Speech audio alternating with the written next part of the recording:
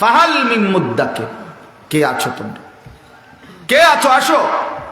কোরআনুল কারীমে বন্ধু, ইয়া আইয়ুহাল্লাযীনা আমানু, হে ঈমানদারগণ, হে ঈমানদারগণ, হে মুমিনগণ, আল্লাহর কসম বাপ 89 বার, 8 9 89, মোট 89 বার আল্লাহ তাআলা আমাদেরকে ডাক দিয়েছেন, হে মুমিনগণ, হে মুমিনগণ, হে ঈমানদার। আচ্ছা, একটাবার ইনসাফের সাথে যুবক ভাই তুমি ভাবো, আর কতবার ডাকলে তোমার মালিক তুমি নামাজ পড়তা? 89 বার তোমার মালিক তোমারে ডাকছে, আর কতবার বললে তুমি সেজদা দিতা? আয় আফসোস। 80 বারের চাইতে বেশি বার আল্লাহ তাআলা বলছে আকিমুস সালাহ, আকিমুস সালাহ, আকিমুস সালাহ, নামাজ পড়ো, নামাজ পড়ো, নামাজ পড়ো, নামাজ পড়ো, নামাজ পড়ো, নামাজ পড়ো। আর কতবার বললে বন্ধু নামাজ পড়তেন? আপনারা যারা নামাজ পড়েন, নামাজ বয়সী অনেক লোক, যে মা নামাজ পড়ে না, যে বোন নামাজ পড়ে না, যে যুবক ছেলে, কিশোর ছেলে, তুমি মুসলমানের ঘরে জন্ম নিয়ে নামাজ পড়ো না, তোমার আল্লাহ তোমার কাছে জানতে চাচ্ছে। কোরআন শরীফের একটা স্পষ্ট আয়াত আছে, একটা আশ্চর্য কথা শোনো ভাইয়া। কোরআন শরীফে 29 নম্বর পারায় একটা সূরা আছে, সূরায়ে মুরসালাত। এই সূরাটার নাম কোরআনুল কারীমের, আমি বলতেছি পরে দেখলে কারো মন চাইলে, 77 নম্বর সূরা, কোরআনুল কারীমের 77 নম্বর সূরা। এই সূরাটার নাম হলো মুরসালাত। এই একটি সূরার মধ্যে 50টা আয়াত, ওই সূরাটার এই 50টা আয়াতের মধ্যে আল্লাহ তাআলা 10 বার, মানে 10টি আয়াত 10 বার একটা কথা বলছে, বারবার একই কথা 10 বার বলছে এক সূরা। কয়বার? কি? ওয়াইলুন ইয়াউমাইদিল লিল মুকাদ্দিবিন, ওয়াইলুন ইয়াউমাইদিল লিল মুকাদ্দিবিন, হে আমার মিথ্যাবাদী নাফরমান বান্দা, শোনো সেদিন হাসরের ময়দানে তোমাদের জন্য জাহান্নাম। এই কথাইটা 10 বার বলছে এক সূরাতে। ওয়াইলুন ইয়াউমা, এই অপদার্থ, এই বেটা ফালতু বেটা, তুমি বেটা বাহিরে গিয়া ভিডিও করো বেটা, ফালতু ছেলে বেটা, যা বেটা। এমন 2-1 শ্রোতা না হলে কি হয়েছে বেটা? কেউরে ছেড়ে দেওয়া যাবে না, সাফ কথা মিয়া। মুসলমানের এই সন্তান আমাদের সন্তান, এরা আমাদের ছেলে। 16 বছর, 14 বছর, 18 বছরের বাপ, মুসলমানের বাচ্চা লাগাম ছাড়া এক জিন্দেগি যাপন করতেছে। মা, বাবা, অভিভাবক, এলাকার মানুষ, কারো কোনো তত্ত্বাবধান বলতে কিচ্ছু নাই। একটা মোবাইল আর ছেলেটা নিজে জন্তু জানোয়ারের মতো জিন্দেগি কাটাইতেছে। নিজের মতো খায়, নিজের মতো চুল রাখে, নিজের মতো জামা পরে, সারা রাত উলঙ্গ ছবি দেখে, অনলাইনে লাখ লাখ টাকা জুয়া খেলে, মেয়ের পিছনে ঘুরে উলঙ্গ দৃশ্য দেখে। এটা জানোয়ারের জিন্দেগি ছাড়া অন্য কোনো জীবন হতে পারে না বেটা। এটা মানুষের বাচ্চার জীবন নয়, মুসলমানের সন্তানের জীবন নয় বেটা। মুসলমান এত পাগল না, মুসলমান এত ছাগল না। আজকে আমি জুমার নামাজে যাইতেছি, আমার এলাকার বাজার, গরু বাজার, আমি নিজ চোখে দেখছি, আল্লাহর কসম, আমার নিজ চোখে দেখছি ছাগল বাজারের মধ্যে যে ছাগলটি উঠছে, ওমা 3-4টা মানুষ রূপী ছাগল একটা ছাগলটির ভিডিও করতে আছে। বলবে কি ছাগল? তোরে কি কামড়াইছে? তোরে কোন শয়তানে কামড়াইছে তোরে? তুই ছাগল উড়াস কীর্তি বলে? একের কসম আল্লাহর, আমি নিজ চোখে দেখছি। আপনি বলেন না, ইনসাফের কথা বলো ভাই, তোমরা বলো ভাই, এটা কি? এই গরু বাজারের ছাগল, এগুলো তুই ছাগল, তুমি এক ছাগল না? তুমি এগুলো কেন উঠাচ্ছ? এতটুকু এহসাস, এতটুকু বিবেক তো থাকবে যে আমি কি করছি, আমি কি করছি সারাটা দিন। এটা কি জীবন মিয়া? সারাটা দিন মোবাইল, সারাটা দিন নারী, ছবি, নাচ, গান, উলঙ্গ দৃশ্য, সারাটা রাত জিনা ব্যভিচারের দৃশ্য, হায় রে মুসলমানের বাচ্চা, হায় রে বাপ, কে তোরে আল্লাহ চিনাইবে বাপ, কে তোরে মালিক চিনাইবে? 365 দিনে খোদার একটা বছরে তুমি কোনোদিন ফজরের নামাজ পড়ো না বন্ধু। কেউ কি নাই তোমার যে তোমার মনে করাই দিবে যে তোমার একজন আল্লাহ আছে, কবর আছে, আখিরাত আছে? আহা, মা কোথায়, বাবা কোথায়? কেউ তার প্রতি কোনো মায়া নাই। ছেলেটা নষ্ট হয়ে যাইতেছে, চরিত্রহীন হয়ে যাইতেছে, চোখের সামনে একটা সুন্দর জীবন শেষ হয়ে যাচ্ছে, কারো কোনো আফসোস নেই, আফসোস নেই। নারী দেখতে দেখতে, ছবি দেখতে দেখতে, বন্ধুদের আড্ডা দিতে দিতে ছেলেটা শেষ হয়ে যাইতেছে। আমরা বুঝি না বাপ, তোমগো চেহারা দেখলেই তো বোঝা যায়, চুল দেখলেই তো বোঝা যায়, তোমাদের সুরত দেখলেই তো বোঝা যায় কয়জন নামাজ পড়ো আর কয়জন পড়ো না। বোঝা যায় না বাপ? বেনামাজি দেখলেই তো চেনা যায় বন্ধু, বেহায়া দেখলেই তো চেনা যায়, দুশ্চরিত্র দেখলেই তো চেনা যায়, অসভ্যরে দেখলেই তো চেনা যায়, নির্লজ্জ বেহায়াকে দেখলেই চেনা যায়। আহা, বহুতই আফসোস, আপনারা জানেন না এটা। বয়স্ক বাবাদেরকে বলছি, আজ মুসলমানের মা বাপ সবাই ব্যস্ততা হলো খাট পালং, সোফা, ফার্নিচার, ইট বালু, সিমেন্ট, টাইলস, এই নিয়ে ব্যস্ত। ঘর সাজাচ্ছে, ঘর সাজাচ্ছে, ফার্নিচার বানাইতেছে, আসবাব কিনতেছে, মজার মজার বাজার করতেছে, 10 আইটেমের রান্না হচ্ছে, খাচ্ছে, ফুর্তি করতেছে। বাকি টাইম কেউ, বয়স্ক চাচারা চা দোকানে টেলিভিশন, মা বোনরা ঘরের মধ্যে টেলিভিশন, আর মুসলমানের সন্তান প্রত্যেকে একটা একটা মোবাইল নিয়ে অবসর কাটাইতেছে। খালাস, এরই নাম মুসলমান? এটাই মুসলমানের মহল্লা? এটাই আমাদের জিন্দিগি? এখানেই শেষ আমরা? তো বলতেছিলাম, আল্লাহ তাআলা বলছে, বান্দা ফাবিআইয়ি হাদিসিন বাদাহু ইউমিনুন। এই কথাটা বলতেছিলাম যে এই সূরা মুরসালাতের মধ্যে আল্লাহ তাআলা 10 বার বলছে ওয়াইলুন ইয়াউমাইদিল লিল মুকাদ্দিবিন, তোমরা যারা মিথ্যাবাদী, নাফরমান, পাপী, শোনো, তোমাদের জন্য সেদিন জাহান্নাম। এই 10 বার বইলা, আমার ভাই, আমি যে কথাটা বলতে চাচ্ছি, প্রিয় সন্তান, আমার ছেলেরা আমার, শোনো বাপ, আল্লাহ তাআলা লাস্ট কথাটা সূরাটা শেষ করছে একটা কথা বইলা শেষ, ফাবিআইয়ি হাদিসিন বাদাহু ইউমিনুন। আল্লাহ বলছে, আমার বান্দা এরপরে আর কেমনে বললে, আর কতবার বললে, আর কোন কথা বললে, আর কোন কিতাব নাজিল করলে, তুই আমার বান্দা, তুই আমার কথা শুনতি, আমি বুঝলাম না বান্দা, আর কেমনে বললে বুঝতি? 89 বার ডাক দিয়েও তোর কলিজাটা নরম করতে পারলাম না, 80 বারের চাইতে বেশি বার নামাজের কথা বলেও তোর দিল নরম করতে পারলাম না। এক সূরাতে 10 বার তোকে 50 আয়াতের মধ্যেই 10 বার বলে তোরে জাহান্নামের ভয় লাগাইতে পারলাম না। ফাবিআইয়ি হাদিসিন বাদাহু ইউমিনুন, এরপরে আর কি বললে বান্দা, আর কেমনে বললে, এই কিতাবের চাইতে আর কোন কিতাব নাজিল করলে তুই আমার কথা মানতি বান্দা? বল না বান্দা, বলো। ছেলের একটা ছেলে বলো বাপ, একজন ছেলে বলো, দোস্ত, তোমার মালিক আর কতবার বললে তুমি নামাজ পড়তা?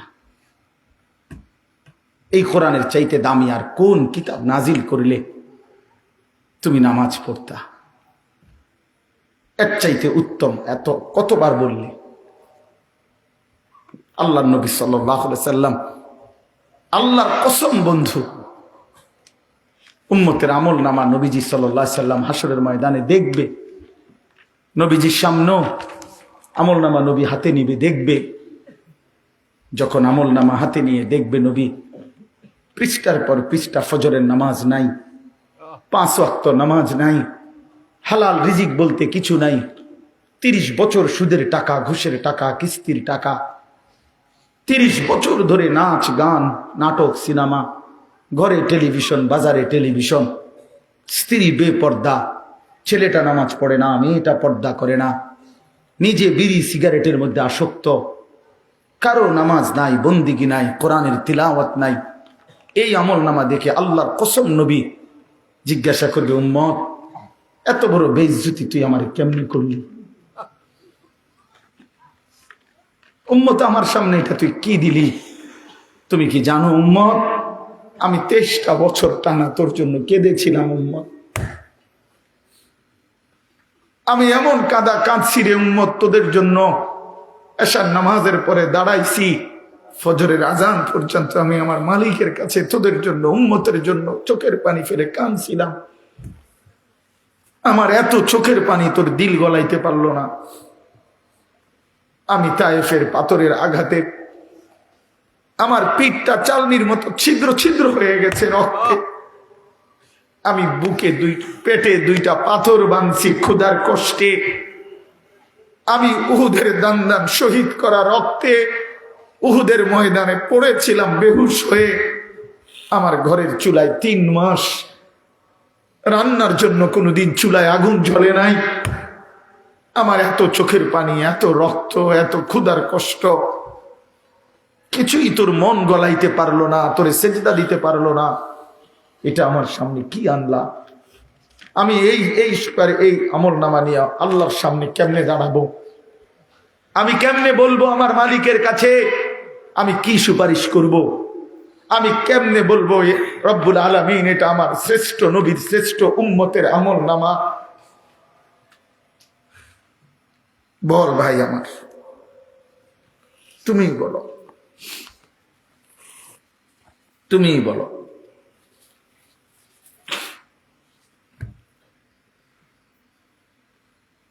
এত বিপুল পরিমাণ মুসলমান আমরা, 92% চাইতে বেশি মুসলমান আমরা, অথচ তারপরেও ইসকনের উগ্র হিন্দু সন্ত্রাসীরা আমার মুসলমান ভাইয়ের জবাই করে ফেলছে, রক্ত লাল করে ফেলছে জমিন।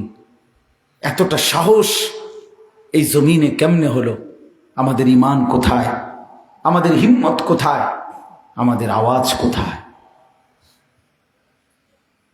এজন্য দোস্ত আমার, ছেলেরা, এই বন্ধুর কথা মনে রাখো। আর যদি কোনোদিন বলতে নাও পারি তো আজ বললাম, যদি সুযোগ না পাই তো একবারই বললাম। ফিলিস্তিনের মুসলমান আজীবন রক্ত দিবে, তুমি আজীবন মোবাইল টিপবা, এটা কোনো জীবনের শেষ কথা না। রোহিঙ্গা মুসলমান আজীবন কষ্ট পাবে, আর তুমি জীবন ভর শুধু মোবাইল টিপবার এই রঙের ঘুড়ি উড়াইবা না। প্রিয় ভাইয়া, এমনটা নাও হতে পারে, এমনটা নাও হইতে পারে। ফিলিস্তিন যদি জমিনের উপরে, তো বাংলাদেশও জমিনের উপরে, নাকি বাংলাদেশ আসমানে? তাইলে পৃথিবীর এক প্রান্তে মুসলমান নির্যাতিত হলে, পৃথিবীর এক প্রান্তে মুসলমানের রক্ত লাল হলে, আরেক প্রান্ত আমরা নিরাপদ থাকি কেমনে? আমরা নিরাপদ আছি কিভাবে ভাইয়া? কিসের উপরে ভর করে?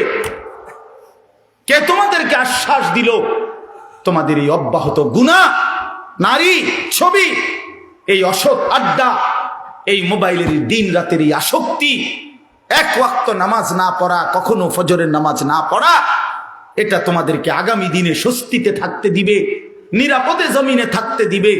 এই গ্যারান্টি কে দিল বন্ধু? যুবক বলো, ভাইয়া, কিশোর বলো, তরুণ ছেলে বলো। যদি পারতাম তোমারে বুকে জড়াইয়া ধরে কতক্ষণ কাঁদতাম যে কেন নামাজ পড়ো না, কেন আল্লাহরে সেজদা দাও না? আল্লাহ আমাদেরকে মাফ করে দেন। আমার কথা হলো, আমরা চিল্লাইয়া যাই, যে কয়দিন হায়াত আছে, সুযোগ আছে, বলেই যাই, আল্লাহর কথা বলেই যাই। আল্লাহ তাআলা আমাদের প্রত্যেকের উপরে দয়া করেন। ছেলেরা ফিরতে শিখো। রাসূলুল্লাহ সাল্লাল্লাহু আলাইহি সাল্লামের সামনে কেমনে দাঁড়াবে? আপনারা যারা, মাওলানা ইয়াহিয়া বলতেছিল আপনাদেরকে, মৌলানা বহু দরদ করে বলছিল এতক্ষণ, দাড়ি কাটাই চেহারা নিয়ে কিভাবে দাঁড়াবেন? 60 বছরের বৃদ্ধ বাবা বিড়ি সিগারেটের এই দুর্গন্ধওয়ালা মুখ নিয়া প্রিয় নবী সাল্লাল্লাহু আলাইহি সাল্লামের সামনে কেমনে দাঁড়াবেন? 40 বছরের সুদের টাকা নিয়া নবীর সামনে কেমনে দাঁড়াবেন? 30 বছরের লাগাতার টেলিভিশন চলছে যেই ঘরে, আপনারা ফ্যামিলির সদস্যরা নবীজির সামনে কেমনে দাঁড়াইবেন? 25 বছর ধরে 40 বছর ধরে যে বোন কোনোদিন পর্দা করে নাই, সেই বেপর্দা বোন নবীজির সামনে সুপারিশের জন্য কেমনে দাঁড়াবে? কোনোদিন ফজরের নামাজ পড়ে না যে মানুষটা, সে রাসূলুল্লাহ সাল্লাল্লাহু আলাইহি সাল্লামের সামনে কেমনে দাঁড়াবে? সুপারিশ কেমনে চাইবে বলে? দাঁড়াবে কিভাবে? এজন্য আজকে নিয়ত করি যে ইনশাআল্লাহ 5 ওয়াক্ত নামাজ পড়ব। ছেলেরা বলো বাবা, নওজোয়ান সাথী নিয়ত করো বাপ, হিম্মত করো, পারবা ইনশাআল্লাহ। তুমি পারবা, তুমি যুবক পারবা ইনশাআল্লাহ। নওজোয়ান তুমি পারবা ইনশাআল্লাহ। তুমি সেজদা দিলে আল্লাহর আরশ কাঁপা উঠবে ইনশাআল্লাহ। তোমার আওয়াজে, তোমার হুঙ্কারে, তোমার সেজদায়, তোমার আল্লাহু আকবারের ধ্বনিতে ইসকনের গুন্ডারা হেরে যাবে, ইসকনের সন্ত্রাসীরা হেরে যাবে। ইসকনের জমিন না এটা ইমানদারের জমিন, এটা মুসলমানের জমিন, এটা কালেমার জমিন, এটা হকের জমিন। এই বাংলার জমিনে ইসলামের পতাকা উড়বে, কালেমার পতাকা উড়বে। এই ভারতীয় আধ্যাত্মবাদের, ভারতীয় এই পৌত্তলিকদের কোন ষড়যন্ত্র বাংলাদেশের জমিনে বাস্তবায়ন হবে না। যুবক দাঁড়ায় চিৎকার বড় বলো ইনশাআল্লাহ। দাঁড়াও নওজোয়ান, দাঁড়াও জওয়ান, দাঁড়াও জওয়ান, দাঁড়াও জওয়ান। হুঁশিয়ার সাবধান, ইসকনের দালালেরা! হুঁশিয়ার সাবধান, ইসকনের দালালেরা! হুঁশিয়ার সাবধান, ভারতের দালালেরা! হুঁশিয়ার সাবধান। আরো জোরে বলো, আরো জোরে বলো। ভারতের দালালেরা! হুঁশিয়ার সাবধান, ইসকনের দালালেরা! হুঁশিয়ার সাবধান।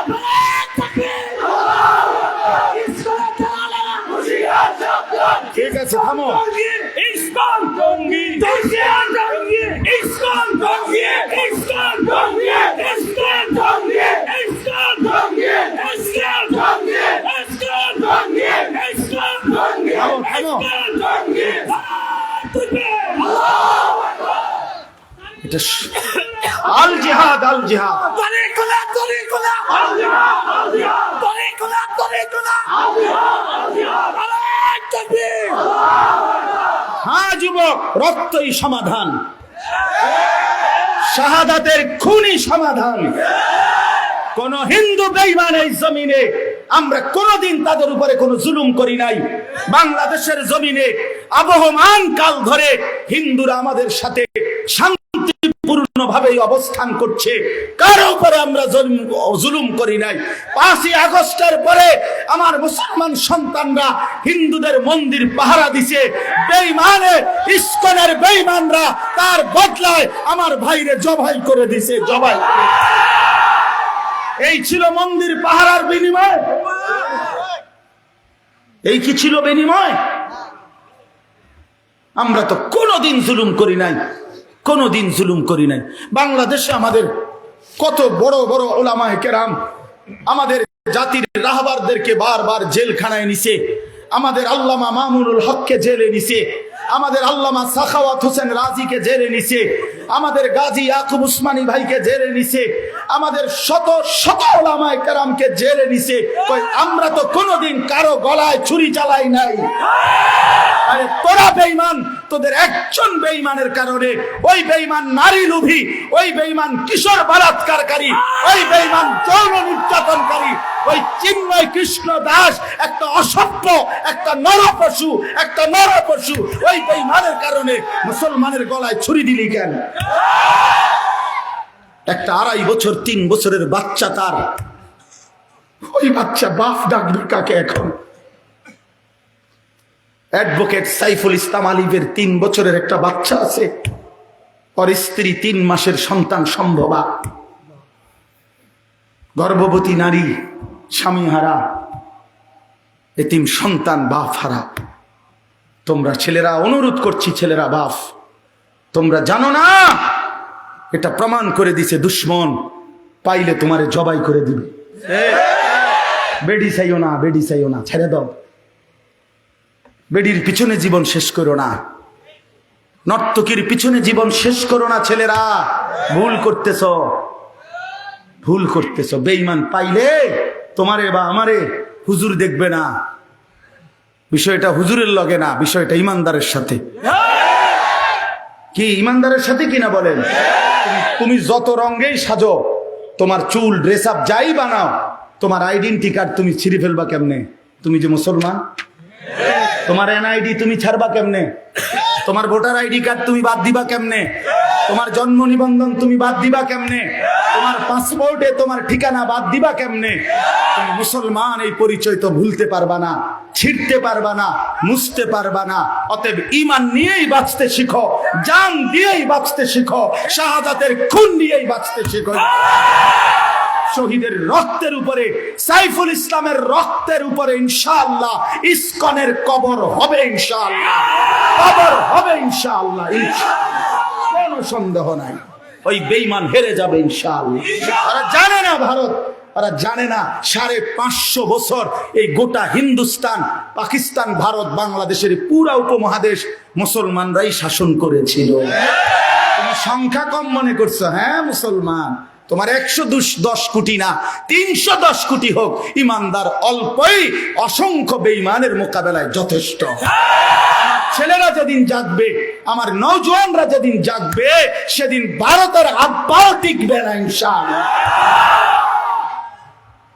আল্লাহ আমাদেরকে তৌফিক দান করেন, আল্লাহ আমাদেরকে হিম্মত দান করেন, আল্লাহ আমাদের যুবকদেরকে আগামীর ইসলামের জন্য কবুল করেন। আগামীর স্বপ্ন দেখি আমরা তোমাদেরকে নিয়ে ইনশাআল্লাহ।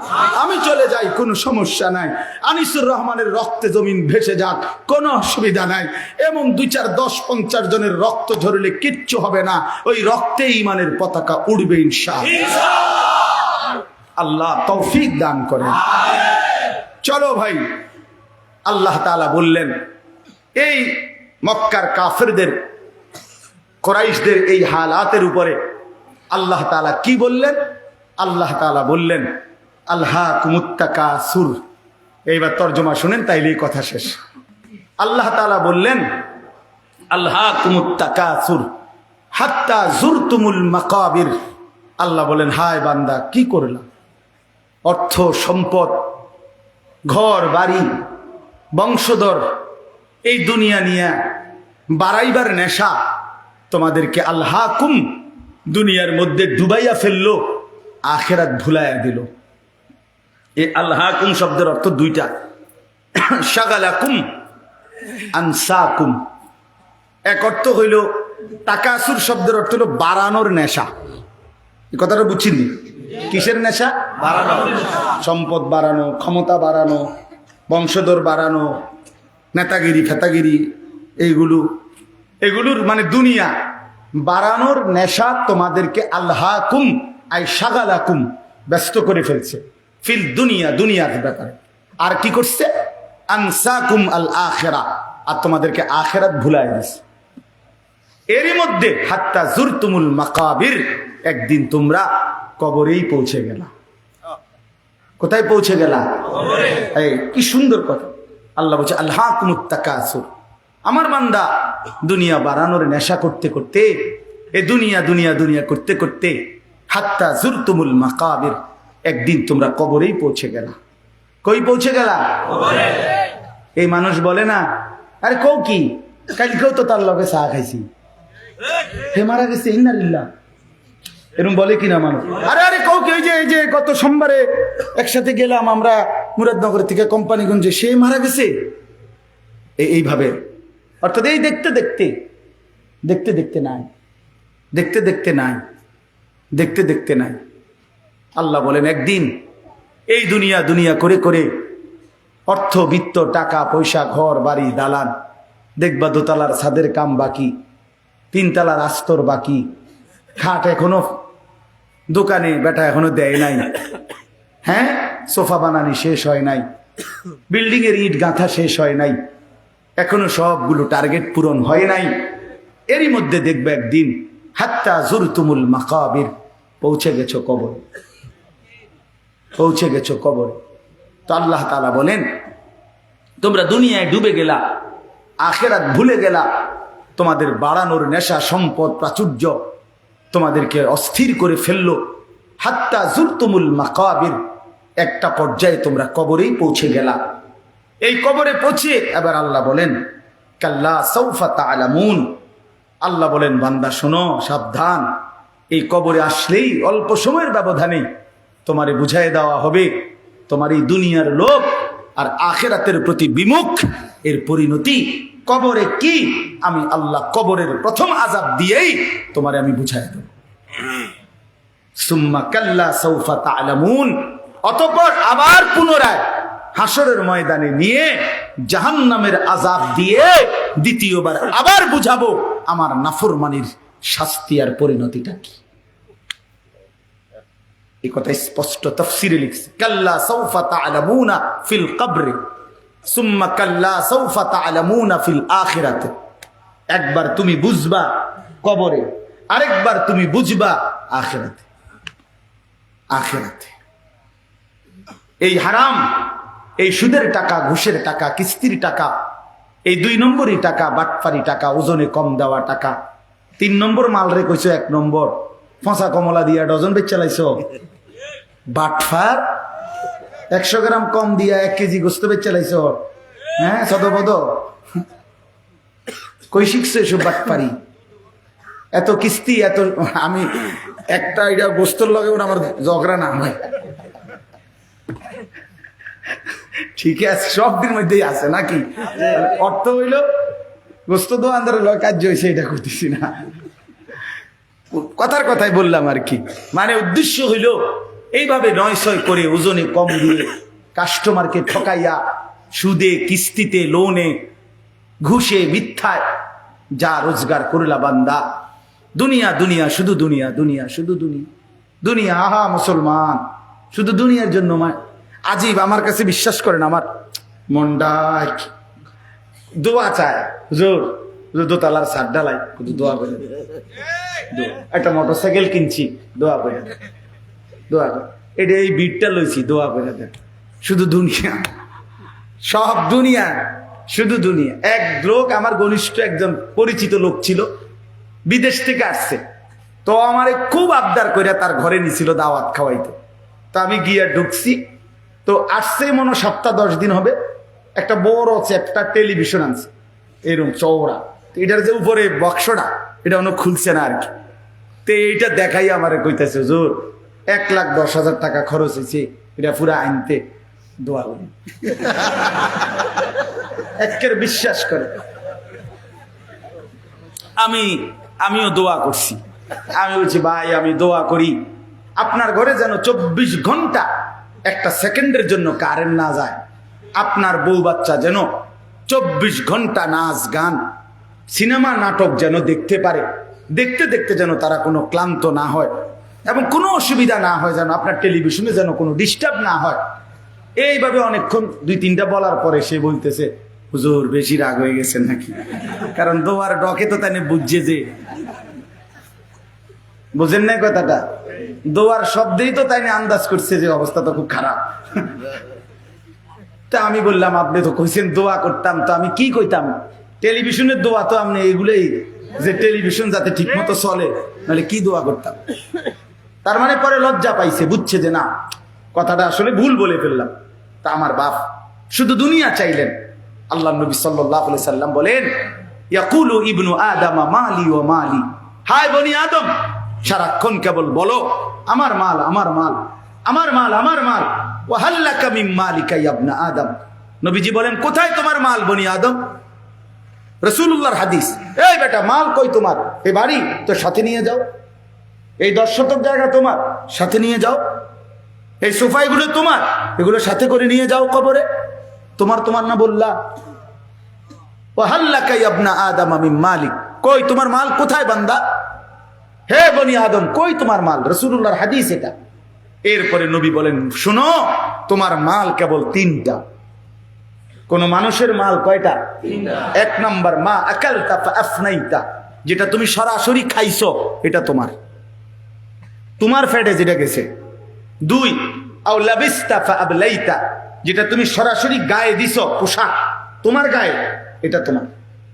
আও তাসাদ্দাকতা ফাআমদাইতা, যেটা আল্লাহর রাস্তায় সাদাকা করছো, যাকাত, ফিতরা, দান, সাদাকা, এতিম, গরিব, অসহায়, ফকির, মসজিদ, মাদ্রাসা, উলামায়ে কেরাম যেখানে খরচ করছো, ফাআমদাইতা, সেটা তুমি আখিরাতে পৌঁছাইছো, সেটা তোমার।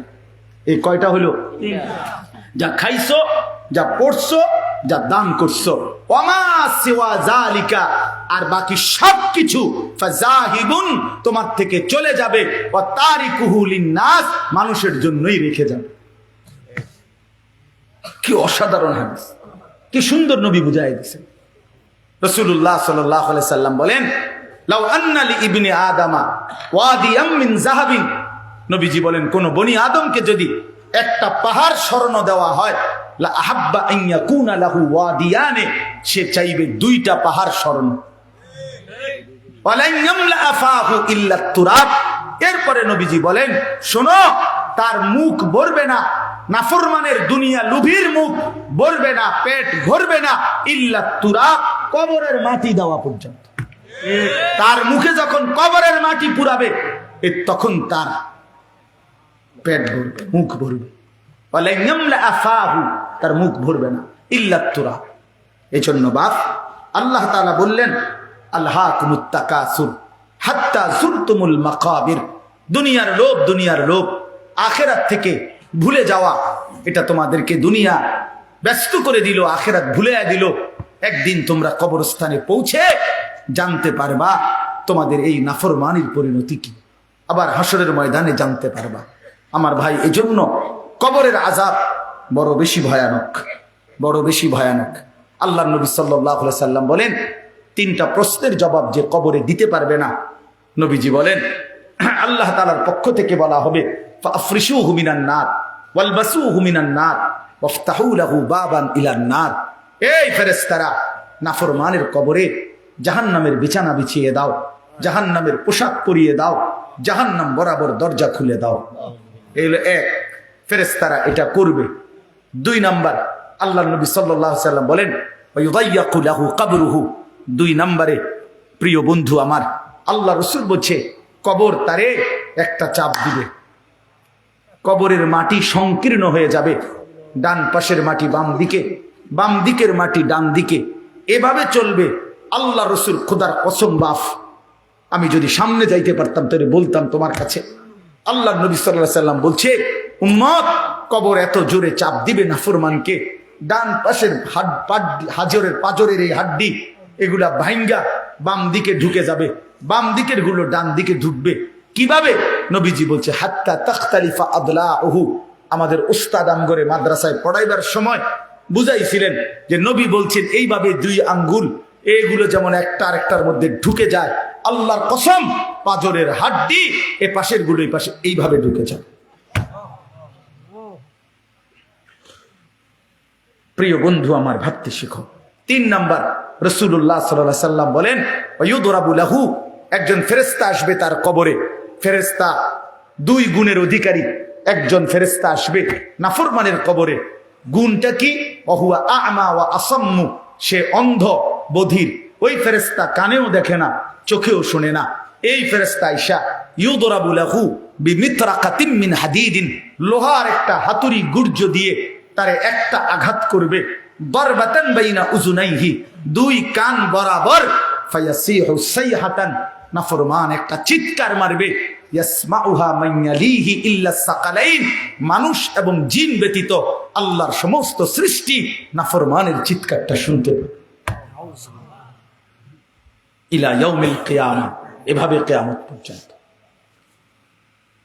এভাবে ইসরাফিলের ফু পর্যন্ত। বন্ধু আমার, রাসূলুল্লাহ সাল্লাল্লাহু আলাইহি ওয়াসাল্লামের জামানায় যারা কবরে, তারা আজ কত বছর? ১৫০০ বছর। ইব্রাহিম আলাইহিস সালামের জামানায় যারা কবরে গেছে, তারা কবরের জীবনে পড়ে আছে আজ কত বছর? ভেবে দেখো ভাইয়া। নূহ আলাইহিস সালামের জামানায় যারা কবরে গেছে, তারা কবরের আযাব ভোগ করতেছে আজ কত বছর? সর্বশেষ যেই ব্যক্তি কবরে যাবে, উলামায়ে কেরাম, মুহাদ্দিসিনে কেরাম কেউ কেউ বলে তাকেও হয়তো কবরে অপেক্ষা করতে হবে সর্বশেষ ব্যক্তি 40,000 বছর। তো শেষ ব্যক্তিটার কবরে যদি আযাব হয়, তার অবস্থা কতক্ষণ অপেক্ষা করবে কবরে? কাল্লা সাউফা তা'লামুন সুম্মা কাল্লা সাউফা তা'লামুন। এবার শেষ কথা হলো কাল্লা লাউ তা'লামুনা ইলমাল ইয়াকিন লাতারাবুন্নাল জাহিম সুম্মা লাতারাবুন্নাহা আইনাল ইয়াকিন। আল্লাহ তাআলা বড় গুরুত্বপূর্ণ এবার বলছে, বান্দা শোনো, এই কথা শেষ করে দিচ্ছি আরেকটু 5টা মিনিট। আল্লাহ তাআলা বলে, বান্দা আজকে কোরআনের মাধ্যমে, আমার রাসূলের হাদিসের মাধ্যমে, উলামায়ে কেরামের এই নসিহতের মাধ্যমে যদি আখিরাত, কবর, হাসর, মিজান, ফুলসিরাতের ব্যাপারে তোমার ইয়াকিন হয়ে যেত, বিশ্বাস হইতো, তাহলে ভালো হইতো। লাউ তা'লামুনা ইলমাল ইয়াকিন, আহা বান্দা যদি আজকে তুমি নিশ্চিত বিশ্বাস করতা, কত না ভালো হতো। কি ভালো হইতো? তাইলে এখন তো তুমি নামাজ পড়তে পারতা, হালাল খাইতে পারতা, হারাম থেকে বাঁচতে পারতা। কিন্তু যদি পাত্তা না দাও, গুরুত্ব না দাও, তো মনে রেখো লাতারাবুন্নাল জাহিম, অল্প সময় পরে একদিন হাসরের ময়দানে তুমি তোমার নিজ চোখে জাহান্নামকে দেখবা। কি দেখবা? বলেন না, সুম্মা লাতারাবুন্নাহা আইনাল ইয়াকিন, সেদিন 2 চোখে দেখে নিশ্চিত হবা যে জাহান্নাম কতটা ভয়ানক। আর মনে পড়বে দুনিয়ার জিন্দেগির কথা। ওয়াজিআ ইয়াউমা ইদিন বিজাহান্নাম, আল্লাহ বলে হাসরের ময়দানে জাহান্নামকে ফেরেশতারা টেনে আনবে, আর মানুষগুলো তাকাইয়া জাহান্নামের আযাবের এক নজর দেখেই ইয়াউমা ইদিন ইয়াতাযাক্কারুল ইনসান, দুনিয়ার পুরা জীবনের কথাটা তার মনে পড়বে। ওয়া আন্না লাহু যিকরা, কিন্তু মনে পড়ে সেদিন আল্লাহ বলে, এই বান্দা মনে পড়ে কি লাভ হবে? বুঝবা তো নিশ্চিত, আজ বুঝলে ভালো হইতো। কিন্তু সেদিন হাসরের ময়দানে জাহান্নামকে দেখে তুমি আইনুল ইয়াকিন সুম্মা লাতারাবুন্নাহা আইনাল ইয়াকিন, তোমার চোখে দেখা জ্ঞান হইতো। আপনাদেরকে বুঝাই, এই যে এটা যে গ্লাস আপনারা সবাই দেখতেছেন, কথা বলেন না কেন? এই যে গ্লাসটা আপনারা দেখতেছেন, কি দেখতেছেন? সবাই নিশ্চিত তো? কেমনে তো নিশ্চিত হলেন? এই যে চোখে দেখতেছি, আপনি কইলেব নাকি হুজুর গ্লাস আন্তাজি, আমরা কি বেকুব নি? কথা বুঝেন নাই? তাহলে এটা কি নিশ্চিত তো? এইটা আইনুল ইয়াকিন, এই যে চোখে দেখা নিশ্চিত। তাহলে আমি এটারে 1 কোটি বার গ্লাস কইলেও তো হইতো না। এটা কি টিস্যু বক্স? তো আল্লাহ তাআলা বলে, বান্দা জাহান্নাম তো চোখে দেখবা, সেদিন তোমার নিশ্চিত জ্ঞান হবে যে এটাই জাহান্নাম, এটাই আমার আযাবের ঘর, এটাই আমার সামনের গন্তব্য। কিন্তু সেদিন তো লাভ হবে, সেদিন তো লাভ হবে না। কিশোর ছেলে আমার, যুবক বন্ধু আমার, প্রিয় ভাই আমার, নষ্ট হইও না, চরিত্রহীন হইও না, দুশ্চরিত্র হইও না, অসৎ বন্ধুর পাল্লায় যাইও না, নারীর আসক্ত হইও না, মোবাইলের আড্ডা, জুয়ার আড্ডায় যাইও না বন্ধু। জীবনটা খুব কষ্ট হবে, এখনো আগামীতে। সর্বশেষ কথা হলো সুম্মা লাতুসআলুন্না ইয়াউমাইদিন আনিন নাঈম। আল্লাহ তাআলা বলেন, অতঃপর হাসরের ময়দানে নিয়ে বান্দা মনে রেখো, আমার দেওয়া দুনিয়াতে আমি আল্লাহ বিন্দু বিসর্গ যত নিয়ামত দিয়েছি, আমার দেওয়া এই আসমান, জমিন, চন্দ্র, সূর্য, গ্রহ, নক্ষত্র, আলো, বাতাস, রোদ, বৃষ্টি, হাসি, কান্না, ফল, ফুল, ফসল, ক্ষেত, পানি, সাগর, নদী, স্ত্রী, সন্তান, চোখ, নাক, কান, হাত, পাও, নিঃশ্বাস, আমি আল্লাহ তাআলা যা দিয়েছি, এক বিন্দু প্রতিটি বিন্দু বিসর্গ আমার নিয়ামত। আমি আল্লাহ জিজ্ঞেস করব, শুকর আদায় করছো কদ্দুর, নাফরমানি করেছো কদ্দুর। সুম্মা লাতুসআলুন্না ইয়াউমাইদিন আনিন নাঈম, প্রতিটি নিয়ামতের ব্যাপারে বান্দা জিজ্ঞেস করব, একটাও ছাড়ব না। প্রতিটা হাসি, প্রতিটা কান্না হিসাব দিতে হবে, প্রতিটা চোখের পলক হিসাব দিতে হবে, নিঃশ্বাসের প্রতিটা হিসাব দিতে হবে, প্রতি ঢোক পানি যে পান করছো হিসাব দিতে হবে, প্রতি লোকমা খাবার খেয়েছো হিসাব দিতে হবে বন্ধু, চোখের প্রতিটা পলকের হিসাব দিতে হবে, কানের প্রতিটা শ্রবণের হিসাব দিতে হবে, কদমের প্রতিটা হাঁটার হিসাব দিতে হবে, হাতের প্রতিটা উঠানামার হিসাব দিতে হবে। প্রিয় বন্ধু আমার, ইন্নাস সামা ওয়াল বাসারা ওয়াল ফুআদা কুল্লু উলাইকা কানা আনহু মাসউলা। আল্লাহ বলে, মনে রেখো বান্দা, তোমার কান, তোমার চোখ, তোমার দিল, তিনটাকেই আমি আল্লাহ প্রশ্ন করব। তোমার দিলও বলে দিবে তুমি কি কি কল্পনা করছো। শাহিদা আলাইহিম সামউহুম ওয়া আবসারুহুম ওয়া জুলুদুহুম। তোমার কান, তোমার চোখ, তোমার সারা দেহের চামড়া আমি আল্লাহর কাছে তোমার জিন্দেগীর সাক্ষ্য দিবে। ইয়াউমা ইদিন তুহাদ্দিসু আখবারাহা। তোমার পায়ের নিচের জমিন তোমার ব্যাপারে সাক্ষ্য দিবে। আল্লাহ বারবার বলছে।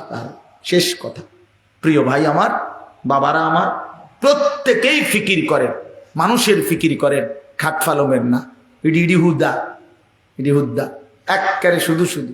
এই সোফা যে বেটা বানাইছেন আমনে মইরা চাচা 20 বছরের মাথায় আমনে শুধু একটা বার ফেরেস্তারে বলিয়া বলে, ভাই একটা ঘন্টা আমি যামু আর আমি তো আমার ঘর চিনি, দেরি হইতো না, অন্যদিকে যাইতাম না। শুধু আমার ঘরে আমি বহুত কষ্টে খাট পালং সোফা ফার্নিচারটি বানাই দিয়েছিলাম। এটি কোনোটা নষ্ট হয়েছে নি, কিন্তু চাই আর শুধু এই কথাটা বলিয়া যদি আপনি কবর থেকে 20টা বছরের মাথায় আরেকবার আইসা দেখেন, আমনের ঘরে ঢুকলে আপনি কিচ্ছু খুঁজা পাবেন না। যদি পুতেরে আর নাতিরে বলেন, কিরে নাতি, পুত, আমি যে সোফাটি বানাইছিলাম হেডি কই, ওই বলবো, আব্বা একজন চলে না। কি কর না করি, আর গত 5-7 বছর আগে তো হালাই দিছি, এটি চলে না। ধোকা, ধোকা, দুনিয়া ধোকা, ধোকা, ধোকা, ধোকা, ধোকার দুনিয়া। এজন্য মাঝ বয়সী বাবা আপনাদেরকে বলি, খাট পালং আর সোফা, ক্ষেত ফসল আর জমি, ইট বালু আর সিমেন্ট, এর হিসাব না দিয়া স্ত্রী সন্তানের হিসাব দেন। ছেলেটা নামাজি কিনা, মেয়েটা পর্দানসীন কিনা, স্ত্রী পর্দানসীন কিনা, ছেলের বউ পর্দা করে কিনা, মেয়ের জামাই আপনার হালাল খায় কিনা, ছেলের রোজগার হালাল কিনা, ঘরের টেলিভিশন বন্ধ কিনা, সকলে আল্লাহর কোরআন পড়ে কিনা, সবাই ফজরের নামাজ পড়ে কিনা। বেড়া হইলে এই মাইক দিয়া এনে এনে খারাইয়া কোন কোন হ্যাঁ আপনি বলেন ভিডিও এখন রেকর্ডিং কোন। আসেন, আমার আব্বা মৃত্যুর সময় আমরা 5 ভাই 3 বোন আর আমাদের ছেলে মেয়ে মিল্লা 25 জন। আলহামদুলিল্লাহ, আল্লাহকে সাক্ষী রেখা বলি, এই 24-25 জন ছেলে মেয়ে নাতি নাতি মিলে আমার আব্বা লম্বা করে বিছানো ঘরে ছিল। আব্বার চারদিকে আমরা জীবিত, তখনও শেষ অবস্থা আব্বার, আল্লাহর কোরআন পড়তেছিলাম, ছোট বাচ্চাগুলো পর্যন্ত। এই অবস্থায় আমার বাবার দুনিয়া থেকে বিদায় নিছেন। আমি আমার মারে বলছিলাম, মা আপনি কাইদেন না মা, একটু পরে বাপেরে কবরে যদি ফেরেশতা প্রশ্ন করে, মান রব্বুক, তোমার রবকে, তো আমার বাপ বলবে, ফেরেশতা রবের কোরআন পড়ার জন্য 25 জনকে জমিনের উপরে রাইখা আসছি, রব চিনব না কেন রে বেটা, রব চিনব না কেন, রব চিনব না কেন, আল্লাহকে চিনব না কেন, মালিক কেমনে না চিনে, মনিব কেমনে না চিনে বাপ। এজন্য আজকে নিয়ত করি আমরা ইনশাআল্লাহ সেজদা করব ইনশাআল্লাহ। ছেলেরা ভাইয়া নিয়ত করছো নি ভাইয়া? তোমরা ভাইয়া নষ্ট হইও না ভাইয়া, লাগবে তোমরা আগামী দিনের জন্য, ইসলামের আগামীর সময়টা যে কোনো তোমার সামনে কিংবা এরপরের জেনারেশনের সামনে, সারা পৃথিবী জুড়ে আগামীর যুদ্ধ হক আর বাতিলের যুদ্ধ, আগামীর যুদ্ধ ইসলাম আর কুফরের যুদ্ধ, আগামীর যুদ্ধ মাহাদি আর দাজ্জালের মোকাবেলার যুদ্ধ। অতএব দয়া করে নষ্ট হইও না, নষ্ট হইও না, নষ্ট হইও না। বাবা ভাই সবাইকে বলি, মা বোন সবাইকে বলি, আল্লাহ তাআলা এই মাহফিল কবুল করেন, আজকের এই ইন্তজাম কবুল করেন। নওজোয়ান ছেলেরা তোমার ঘরে অনেক ধমক দিছি বাপ, তারপরেও দোয়া কইরো, আমিও তোমাদের জন্য দোয়া করি। আল্লাহ তাআলা প্রতিটা ছেলেকে ইমানদার, নেককার, বানায় দেন। আল্লাহ আমাদের প্রতিটা মা বাপকে কবুল করে নেন। আলহামদুলিল্লাহি রাব্বিল আলামিন।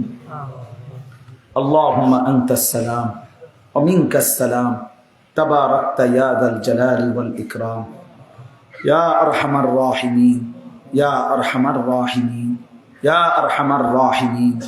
রব্বানা যালামনা আনফুসানা ওয়া ইল্লাম তাগফির লানা ওয়া তারহামনা লানাকুনান্না মিনাল খাসিরিন।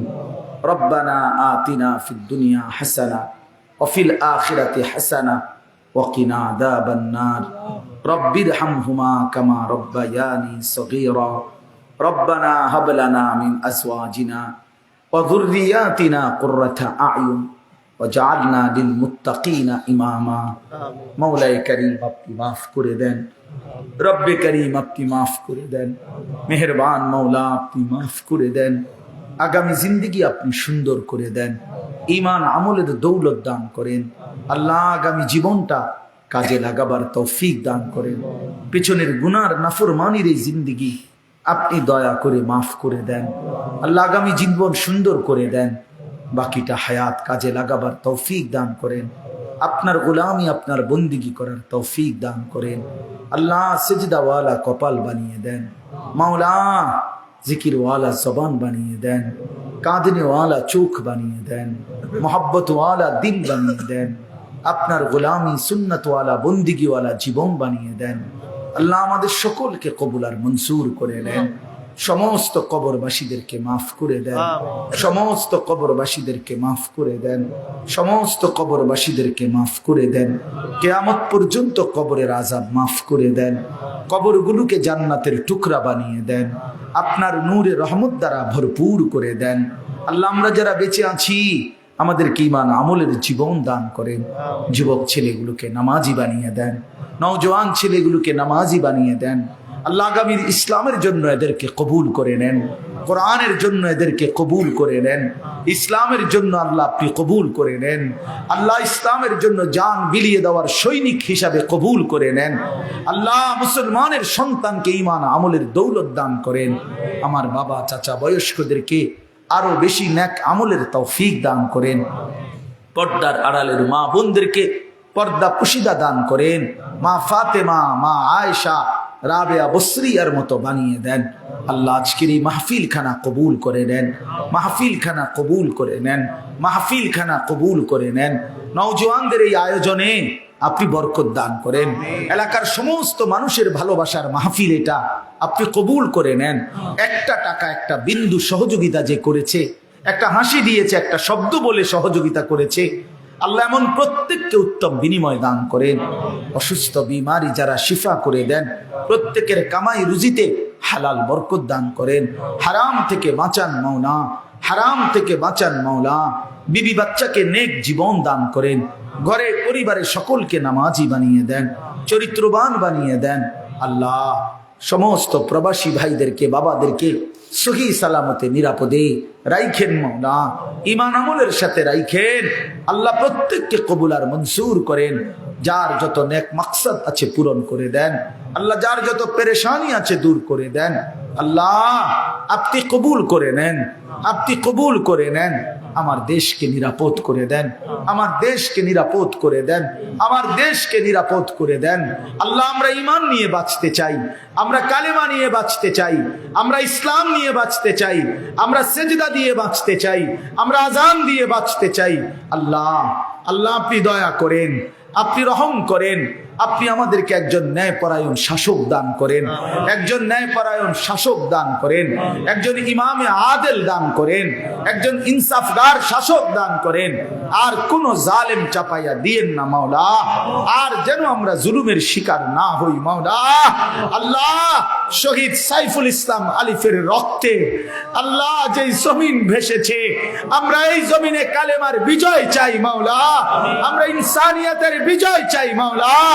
আল্লাহ সাইফুল ভাইয়ের রক্ত আল্লাহ আপনি কবুল করে নেন, তার খুন আপনি কবুল করে নেন, তার পরিবারকে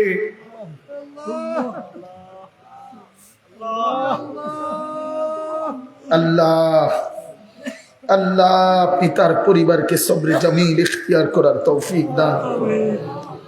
তার এতিম বাচ্চাটাকে আপনি আশ্রয় দিয়ে দেন, পেটের সন্তানকে আপনি সহি সালামতে রাখেন। আল্লাহ ওই বোনকে আপনি আশ্রয় দিয়েন।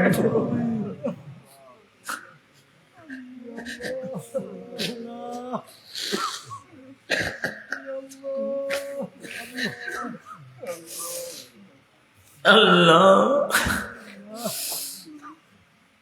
আল্লাহ ভাই আমার জীবন দিয়ে গেল মাওলা। আল্লাহ আল্লাহ আপনি তাকে শহীদি মরণ দিয়েন, জান্নাতের সর্বোচ্চ মাকাম দান করিবেন। আল্লাহ আমাদের প্রতিটা মুসলমানের, প্রতিটা মানুষের জান মাল ইজ্জত আবরুর নিরাপত্তা দিয়ে দেন। আল্লাহ আপনি দয়া করেন, আপনি দয়া করেন, আপনি দয়া করেন, আপনি দয়া করেন। সারা পৃথিবীর মজলুম মুসলমানদেরকে রেহাই দিয়ে দেন। গাজা, ফিলিস্তিন, লেবাননের মুসলমানকে বাঁচান মাওলা। আল্লাহ ইসরায়েলের ইহুদি বেঈমানদেরকে ধ্বংস করে দেন। আল্লাহ কালেমার পতাকা বিজয় দান করেন, ফিলিস্তিনের বিজয় দান করেন। আল্লাহ আপনি সবাইকে কবুল আর মনসুর করেন। আল্লাহ আমার শেষ ফরিয়াদ, আমার এই নওজোয়ান সন্তানদেরকে ফিরিয়ে দিয়েন। আমি এটা ভিক্ষা চাইলাম, আমি এটা ভিক্ষা চাই। আমার এই যুবক ছেলেগুলোকে বদলে দিয়েন, আমার সাথীদেরকে, আমার সন্তানদেরকে বদলে দিয়ে। ওরা কেউ আমাদের ভাইয়ের সমান, কেউ সন্তানের সমান। রব্বির হামহুমা কামা রব্বায়ানি সগীরা। সুবহানা রাব্বিকা রব্বিল ইজ্জাতি আম্মা ইয়াসিফুন, সালামুন আলাল মুরসালিন, আলহামদুলিল্লাহ। আগামীকাল আমার শায়েখ আরিফ বিল্লাহ হাকিমুন নফস আল্লামা মুফতি মুশতাকুন নবী কাসিমি